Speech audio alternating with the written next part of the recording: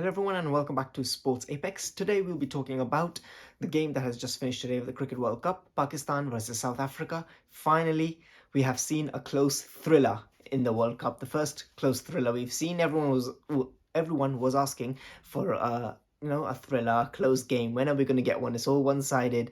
Finally, we've had maybe some close games, but not proper close. This was the first proper close game of the tournament. But before we get to that, let me quickly get to the other results. So the last time I talked about Pakistan versus Afghanistan. After that, on Tuesday, you had South Africa defeating Bangladesh by 149 runs. So, that was pretty good against South Africa batting first again in that tournament, in that match, sorry. And after that, you had Australia versus Netherlands. Australia defeated Netherlands by 309 runs.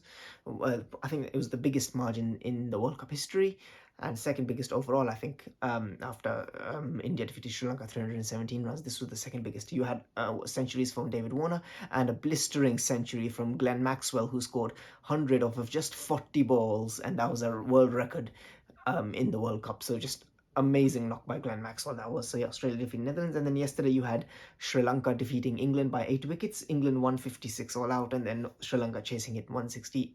Eight wickets in hand easily. Just they had 45 25 overs left, and just really completely destroying England. So England are not looking good at all. You can just I don't know what it is with England. They've just not turned up, so really good for Sri Lanka there. And today we're going to be talking about the Pakistan versus South Africa game. And here you had Pakistan winning the toss, choosing to bat first. You had, again, same mistakes, I think, with Pakistan. With the top order failed again. Abdullah Shafiq, Imam ul Haq. Well, I say again, this time they both failed. At least one of them made a 50 in the few games. But this time, Abdullah Shafiq and Imam, both of them scored 9 and 12. You had Babar Azam again, 50. He scored a 50, and then he just got out in the worst way possible, really, sweeping, and then he hit his glove. So there was a little bit of spike there. They reviewed it, and at the end of the day, but same thing again with Babar. He just couldn't continue it on that 50. And then Rizwan Iftikhar got out pretty cheaply, 31-21. They didn't, I mean, maybe not cheaply, but 31-21. They didn't really continue that start. That's basically the story of Pakistan. And you had South Shakil.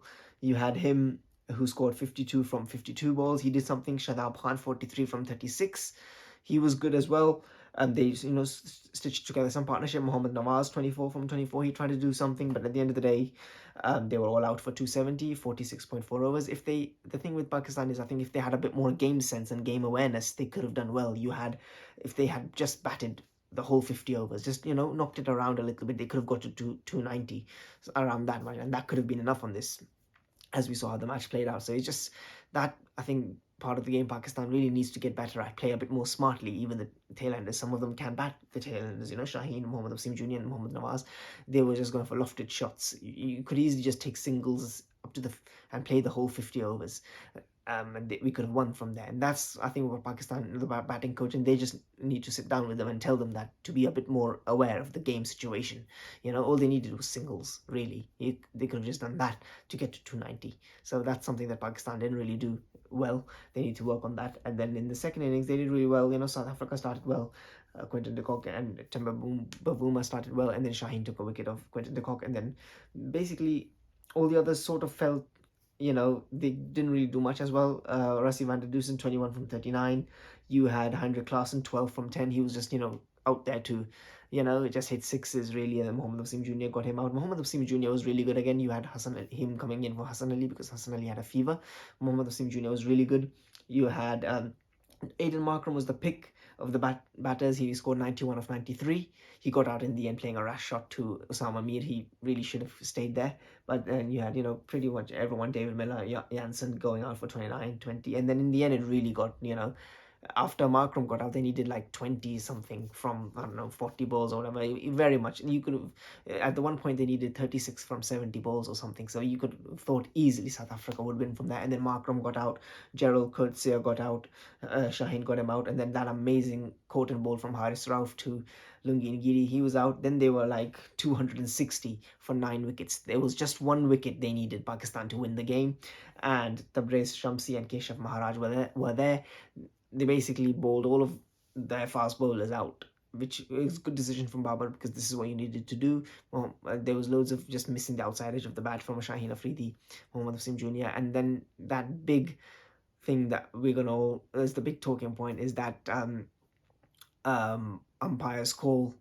You had Haris Rauf, LBW shout. They reviewed it on Tabrez Shamsi for the last wicket, and umpire gave it not out, even though you could see maybe on the replays, it really looked out. It was going to hit the wickets, and even in the Hawkeye, you saw it was hitting the wickets, but it was hitting the edge of the wickets a little bit. But even it wasn't really that much of an edge. It was really hitting the wickets, but it was deemed as umpire's call, and umpire gave it not out. So that's why people are like, we might need to change the rules a little bit of that, because Pakistan would have won the game if they had given it out.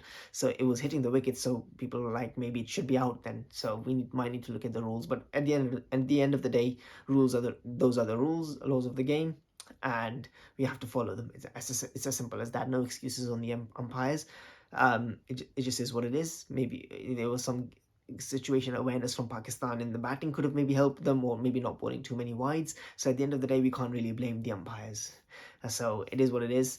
And then you had Nawaz bowling the last over, and I think maybe Babar should have given it to Osama Mir, because those two deliveries that Nawaz bowled weren't really that good. One of them to Tabrez Shamsi, who he just knocked it around for a single, and then one on the leg side that Keshav Maharaj easily hit it for a 4. So it was just not that good bowling wicket to wicket by Nawaz. So maybe he should have gone with Osama Mir, but that's really, you can say that in hindsight. But at the end of the day, you have South Africa beating Pakistan by 1 wicket. It was an amazing match, a thriller of a match. So good to see the tournament, coming alive right now.